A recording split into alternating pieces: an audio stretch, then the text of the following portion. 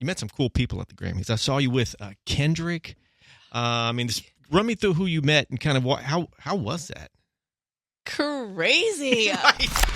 All right, guys, let's do this. What up? It's JoJo on the radio. This is the iHeart Radio Countdown. EJ, it is so awesome to see you. How you doing? Good. How you been? I've been doing awesome. Last time I saw you was, I think, Jingle Ball, Yeah. Los Angeles, which is where we are now, late last year. And it seems like since then, your life was busy then, but it's like exploded even since that point, you know? Yeah, it's very much every day is different, I feel like. Right. Yeah. Hey, before we get into music and all that good stuff, congrats on the wedding, I hear. Like, I think you mentioned it briefly to me last time, but like and tell me where to stop. When me and my wife did our wedding, she planned pretty much everything. Oh, okay. But there was so many things that I don't even know where to start. Like, what? I'm just curious, don't give me any specific personal stuff. But like, what is left to plan between now and in the middle of all the other stuff going on? Funny thing about that is that was never planned to be exposed. Oh, really? Oh, God. No, it's whatever happened. Yeah. And it's because of my mom. Oh, no. Yeah. Thank you, Mom. Sorry. Oh, my God. No, totally fine. It happened. So, like, my mom, literally how it got leaked was, like, my mom was talking to her other Korean mom friends. And that's how. They were just, like, gossiping and doing their thing, and it got leaked. So Oh, my God. Thank you. But, yeah, it's hilarious. But technically, yes, it's in fall. We will leave it at that. This might get edited out. Who knows? No, totally. Oh, fine. man. It's totally cool. Well, congrats anyway. EJ. Yeah. And big shout to your mom. She's doing what moms do. She's excited, moms do. you know? You know, exactly. What can I say? There you go. She's happy. Are you working on, this question you're going to get a lot, EJ, working on a body of music, working on an album, or just writing music just like crazy? What's the plan, if there is a plan right now? Right now, you mean? Well, not this particular second, you know? But okay. Definitely, after all the, award season is over, I definitely want to focus on writing a lot. Right.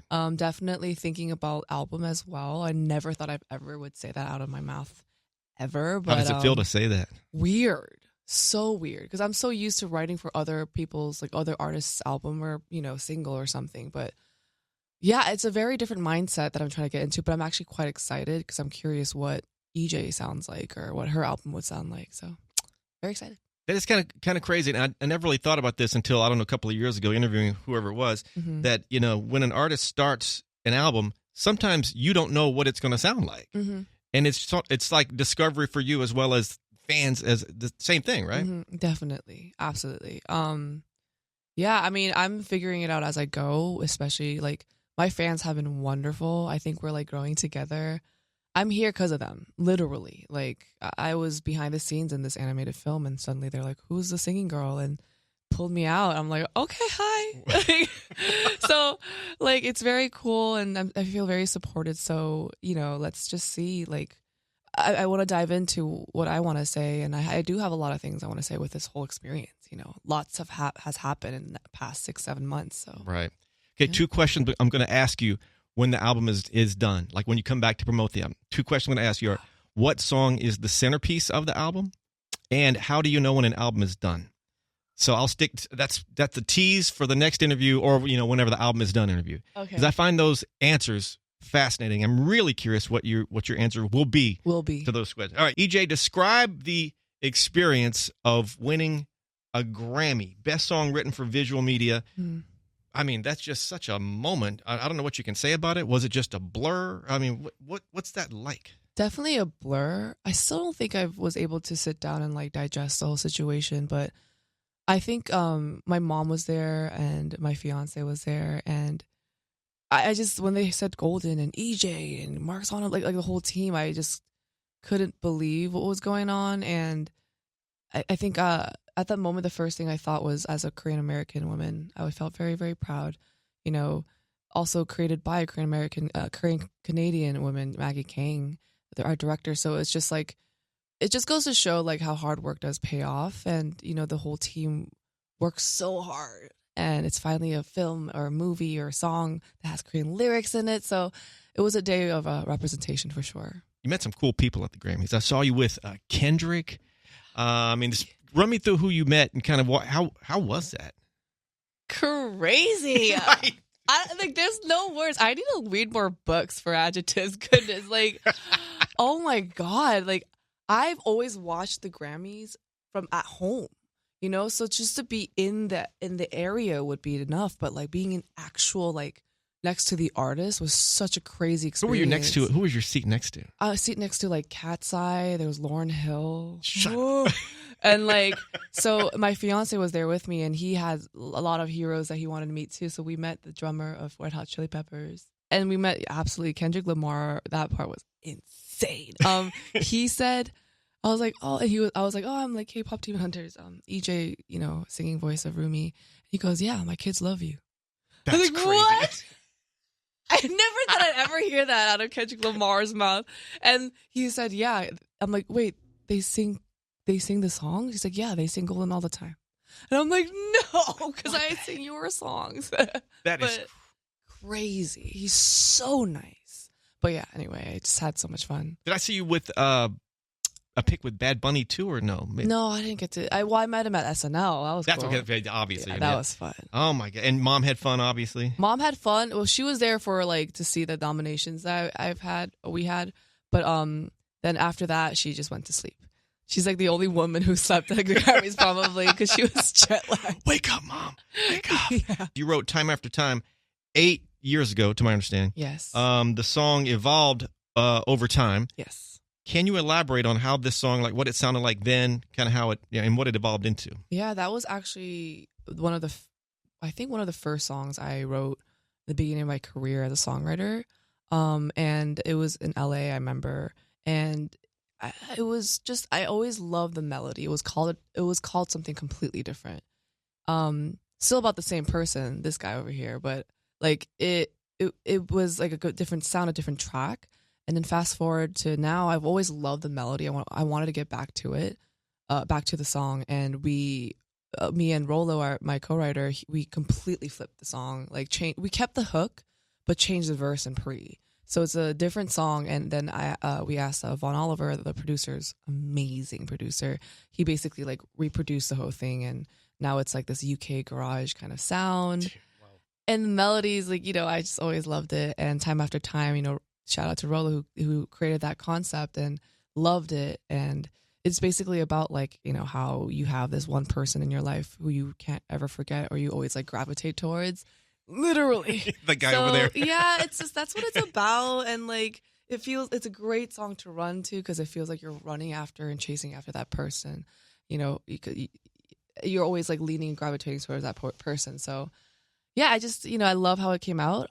He also helped, you know, kind of like A&R the song, so it's great. It's a beautiful experience. You did a Volvo ad featuring, well, your fiance, and the track "Time After Time." All of it's in this ad, and there's a story about how you at the Grammys, in your hotel, and you're looking out the window, and there's like the video on the Crypto.com arena in LA playing the ad. Now, what's that story? Because it seems like kind of a cool, like a, oh my god moment. Is that kind of a good way to describe that?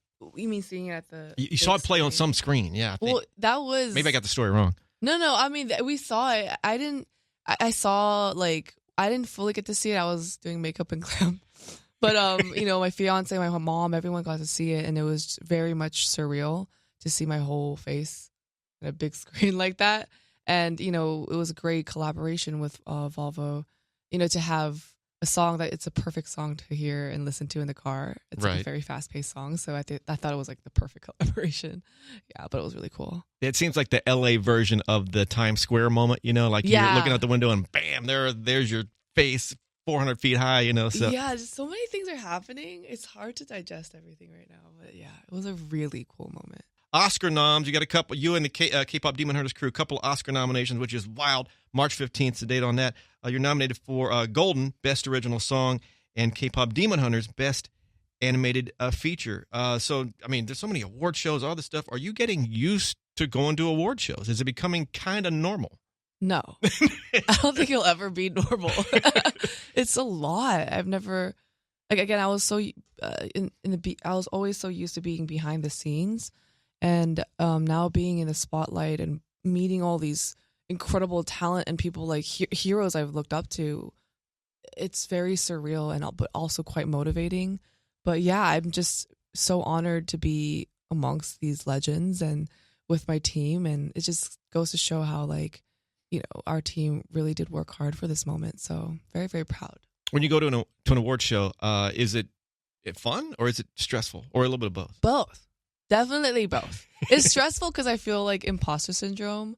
I don't feel cool. But also fun because I get to like see everyone and ask the questions I've always wanted to ask, you know, people I look up to. So yeah, that was really cool. Like I met Ariana Grande and I've always been curious like what program she uses.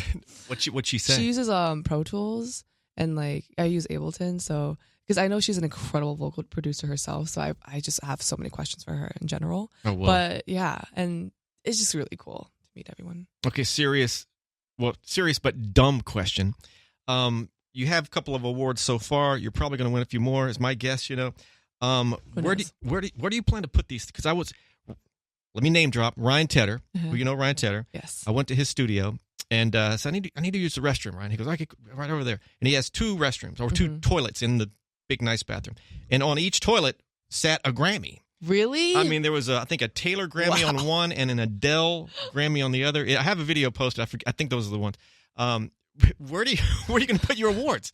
Wow, while he's sitting on the toilet. Wow, I mean, honest to God, I saw this myself. There is a Grammy on the there was an iHeart award in the front studio, like on the couch area.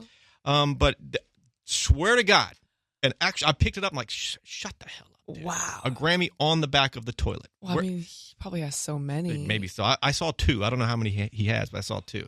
Where would I put mine? Well, for now, it's at my manager's house because we can't bring that to New York. But I don't know. For me, I think it will be in the studio or in the bedroom, just to motivate me when I wake up. Like, oh, cool, and then like. Did I really get that? Yeah. And you already have some of the awards? Yeah, some of them, yeah. Grammys awards apparently come like in a month, so I haven't seen it yet, but the Globes. They just give it right. Dang, no kidding. It's so big. It's so heavy. I know for iHeart, it's a little bit of a delay, but you get them at some. Yeah. This is a question I have to ask, but you're probably going to tell me nothing's going on. But anything with K-Pop Demon Hunters 2, or whatever the future title is going to be, has anything begun? Anything? I know it's going to happen. Maybe clearly. us just thinking about it has begun. But nah, I haven't heard anything my part at all. So I'm just focused on right now making sure I sing well when I'm performing these songs, because it's not an easy song. Have you written anything that you think could potentially, not knowing the script and all that stuff, have you written anything you thought maybe this would sound kind of like, you know, a Huntrix type song? Oh, not at all. Like literally all the songs are catered to the story. So while the story's happening, we have to write it. So yeah, it doesn't start until the story starts. Last time you and I talked, we discussed my obsession with the paranormal. Yeah, ghost I had a feeling you bring it up. Of course. Now, I don't think we have time to do a full podcast. We don't have. This is not the day, you know. But would you said you want to come back and do a full episode of this paranormal podcast and just kind of unveil your paranormal stories. Tease one of the stories you're going to tell me about. Ooh. Okay, so just a little bit. Okay, a little bit. When I was a K-pop trainee, that place, the training, the building, it's quite old. It's very haunted. No kidding. Lots of things happened there. One time I was training and by myself, and at that time I would train all day, and the latest I would go to was like 11 p.m.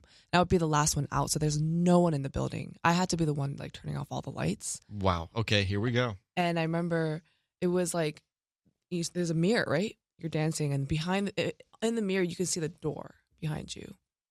And the door is like, what do you call it? Like when in the middle, it's like you can't see through. It's like kind of has like a little, what do you call that thing? It looks on the door. It's tinted, but it's not fully tinted. Just in the center, and the top is. I think I know what you're talking about. I don't know the word. It's like a foggy thing.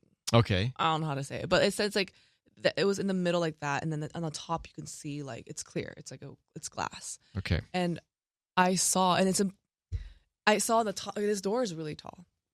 And while dancing, I look up and I see this girl with long black hair on top.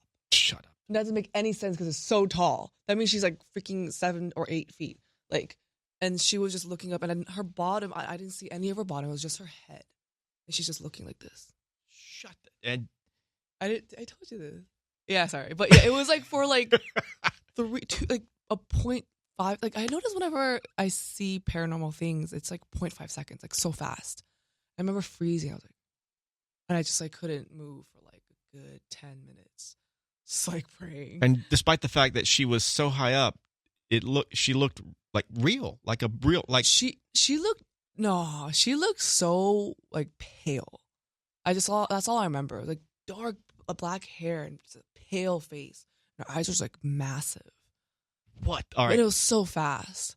I just can't forget that moment. Yeah. Next time she comes in, we'll record a full-on paranormal-ish podcast episode and go neck deep into. That's so crazy. Go deep for that. All right. I'm not sure if you've looked through the nominations for the iHeartRadio Music Awards, but you guys, you and the K-pop Demon Hunters crew, duo group of the year, you got a nom for that.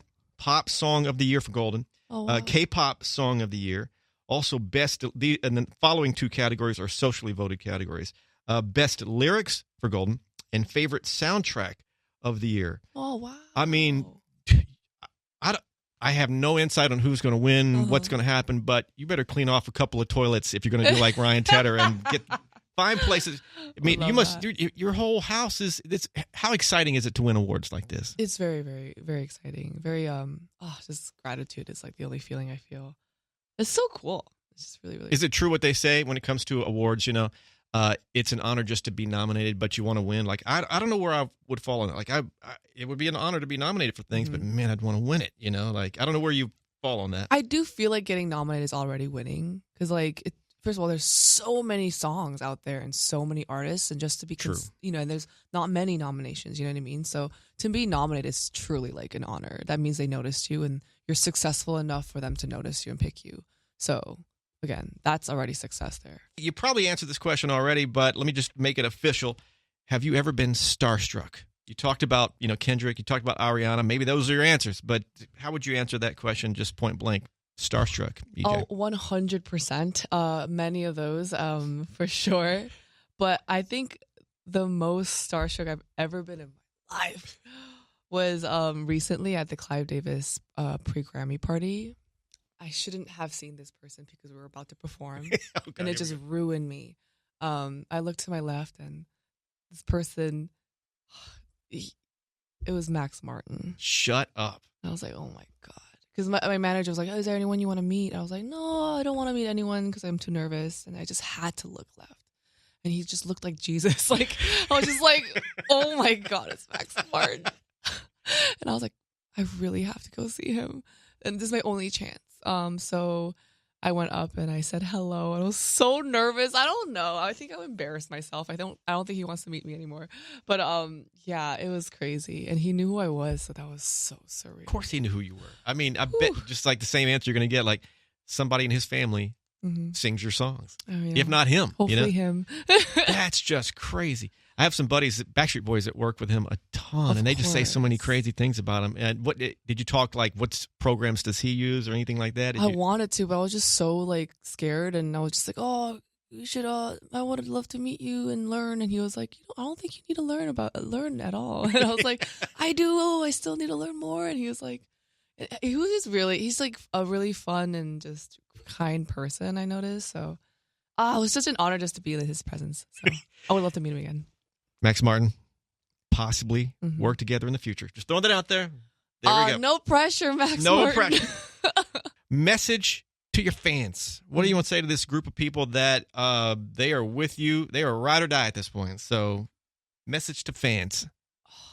Like genuinely, I know a lot of artists like say like they wouldn't be here without them. Like literally for me, absolutely would not be here without them. I call them my wings, because they really put wings on me and help me like go up, up, up. I'm not even kidding. It might sound cheesy, but like, I came on this film as a songwriter and also a singer for an animated film, right? So you don't really get to see the singers or behind the scenes of just people behind the characters that much, especially the singers. You don't. They're the ones who got curious who the singer was. They're the ones who looked me up and saw my credentials and wanted me to come out. So I'm just like so grateful that they were able to accept my voice that I've been very insecure about. So thank you and I love you is like the only thing I can say. That's crazy. I mean, it's hard to think at this point. I mean, maybe back then it it's completely the opposite. But to think that you had no intention of performing. Yeah. You were a writer, and man, being a writer is a phenomenal life and a phenomenal job. But still, you never, well, I can't say you never thought about it, but you never had any intention of, let's go on tour, let's do this, let's write it out. You're just, and now, man, you are neck deep in this craziness. It's like I'm used to fans of my songs. Right. That's cool, but like my fans, like me saying fans out loud is such an eerie, like a weird thing to say. I'm not used to it yet, so it's so cool, but like I'm trying to get used to it. A quick recap. New single, Time After Time. It is out. She's winning all kinds of awards. Her mom leaked the wedding. Oops, sorry about that. I didn't mean to jump on that too. What else do people need to know about EJAE? EJAE? I think EJAE is figuring it out, and I think, she's going to work. It's weird to say third person way. I will be working hard. I'm going to keep working hard and keep growing as a songwriter. I think that's always been my heart of my career and who I am. And yeah, I hope you can continue supporting me as an artist. So thank you I think this is our third interview, something like that. Yeah. And it's the third of many. Congrats on everything, EJAE. Thank you so much. It's always great, talking to you. Oh, thank you. Mm-hmm. At the end of every interview, EJAE, fist bump to make it official. Give me a little. Yeah. Ah!